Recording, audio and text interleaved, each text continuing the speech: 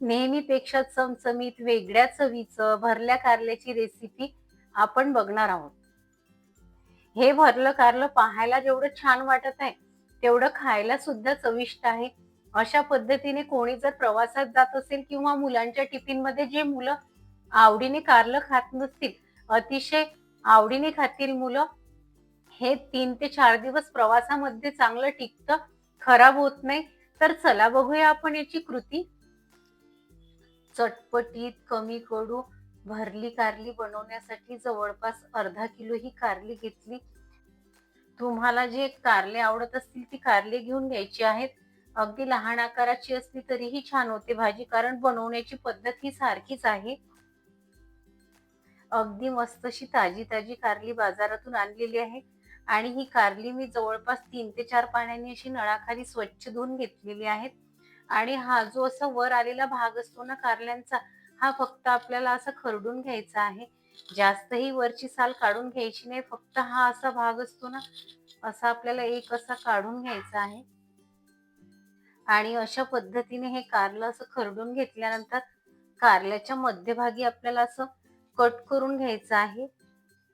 अगदी जास्तही कट करून घ्यायचं नाही आपल्याला. आणि हा चमचा असतो ना, चमचाची जी मागची बाजू आहे, त्या बाजूच्या मदतीने आपल्याला हा जो यामधील बीजाचा भाग आहे, हा सर्व असा काढून घ्यायचा आहे आपल्याला. किंवा चाकूच्या मदतीने सुद्धा तुम्ही हा बीजाचा भाग काढून घेऊ शकता. हा मधील भाग काढायला जास्त असा त्रासही जात नाही बघा, अलगदच निघल्या जाते. आणि हा सर्व असा बीजाचा भाग आपल्याला असा काढून घ्यायचा आहे. तुम्हाला जर आवडत असेल तर तुम्ही हा समोरील भाग आणि हा देठाचा मागील भाग हा सुद्धा असा थोडासा कट करून घेऊ शकता. बघा, यामधील भाग असा पूर्ण बीजाचा भाग स्वच्छ झालेला आहे. अशा पद्धतीने सर्व कारल्याच्या आतील मी बीजाचा भाग काढून घेते आणि स्वच्छ करून घेते. कारली साफ करून घेईपर्यंत एका कढईमध्ये मी 1.5 ते 2 लिटर पाणी घेतलं आणि पाणी गॅसवर उकळायला ठेवलं होतं. आता यामध्ये 1 चम्मच असं मीठ टाकून घ्यायचं आणि अर्धा चम्मच निंबू सत आहे हे टाकून घ्यायचं. निंबू सत ऐवजी तुम्ही यामध्ये लिंबाचा सुद्धा उपयोग करून घेऊ शकता. पाण्याला अगदी अशी खडखडून उकळी आल्यानंतर जे आपण स्वच्छ करून घेतलेले कारले आहेत ते यामध्ये असे सर्व टाकून घ्यायचे आणि असेच आपल्याला 3 ते 4 मिनिट हे चांगले मोठ्या गॅसवर असे उकळून घ्यायचे आहेत कारले. अशा मोठ्या गॅसवर आणि खळखळत्या अशा उकडीमध्ये हे 3 ते 3.5 मिनिट कारले उकडून घेतले ना, तर याच्यावरची जी साल आहे ना ती मऊ होते आणि आपण ही सुकी कारली बनवणार आहोत, तर खाताना ती कचवट लागत नाहीत. ही सर्व कारले आपण मोठ्या प्लेटमध्ये काढून घेऊयात. संपूर्ण वाफवलेली कारली ही थंड होईपर्यंत आपण चटपटीत असा कारल्यांसाठी मसाला तयार करून घेणार आहोत. त्यासाठी एक मिक्सरचं भांडं घ्यायचं आणि मिक्सरचं भांडं चांगलं असं स्वच्छ पुसून घ्यायचं. साधारणतः 1 वाटी शेंगदाणे घेतलेले आहेत आणि शेंगदाणे चांगले असे खरपूस भाजून घेतलेले आहेत. आणि 3 ते 4 चम्मच पोहे खाण्याचा चम्मच असतो त्या चम्मचने हे तीळ घेतलेले आहे आणि तीळ सुद्धा भाजून घेतलेले आहेत. साधारण 2 चमचे बडीशेप घेतलेली आहे. अर्धा चम्मच जिरे घ्यायचा आहे. जवळजवळ 2 चम्मच धनेपूड घेतलेले आहे. तुम्ही अख्खे धणे सुद्धा यामध्ये उपयोग करून घेऊ शकता. आणि कांदा लसूण मसाला आहे तो टाकून घ्यायचा आहे 2 ते 3 चम्मच. 1 चम्मच तिखट घेतलेला आहे. चवीनुसार मीठ.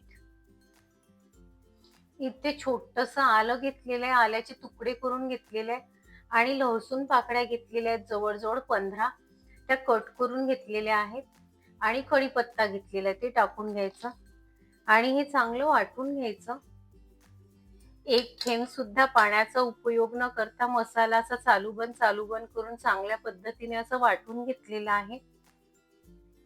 फ्रीजमध्ये हा मसाला 1 महिन्यापर्यंत राहतो आणि या मसाल्याचा उपयोग करून तुम्ही वेगवेगळ्या अशा सुक्या भाज्या बनवू शकता. भरलेली वांगी, भरलेली भेंडी, अशा पद्धतीने या मसाल्याचा चांगला उपयोग होईल. आणि यामध्ये 1 चम्मच अशी साखर टाकून घ्यायची आहे. साखर ऑप्शनल आहे, तुम्हाला जर आवडत नसेल तर स्किप सुद्धा करून घेऊ शकता. आणि खसखस घेतलेला 1 चम्मच ते टाकून घ्यायचं आहे. तुम्हाला जर खसखस टाकायचं नसेल तर तुम्ही स्किप सुद्धा करून घेऊ शकता आणि हे सर्व मसाले आता असे चांगले मिक्स करून घ्यायचे आहेत आपल्याला. आता हा मसाला आपण या कारल्यांमध्ये असं चांगला भरून घ्यायचा आहे. जेवढा मावेल तेवढा मसाला कारल्यांमध्ये असा भरून घ्यायचा आहे.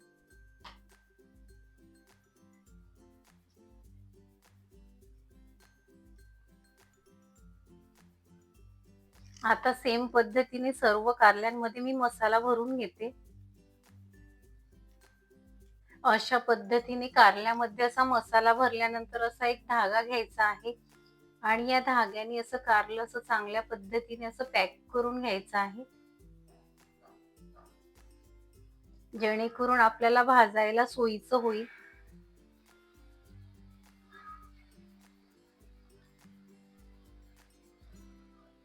बघा, अशा पद्धतीने कारले हे पॅक करून घ्यायचं आहे. अशा पद्धतीने सर्व कारले असे पॅक करून घ्यायचे आहेत. एक पॅन गरम करायला ठेवला होता आणि साधारणतः 1 पळी तेल त्यामध्ये टाकून घेणार आहे. आता हे कारले आहेत ना, मी 2 बॅचमध्ये असे चांगले असे परतून घेणार आहे. तर 1 पळी तेल मी एका बॅचसाठी टाकलेलं आहे आणि दुसरं पळी तेल मी दुसऱ्या बॅचसाठी टाकणार आहे. तर आता यामध्ये हिंग टाकून घ्यायचं आहे आपल्याला.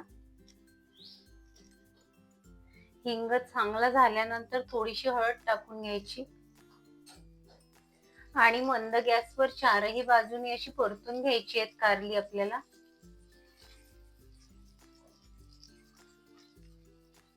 कारली चांगली शिजावी त्यासाठी थोडंसं असं वरून मीठ टाकून घ्यायचं आहे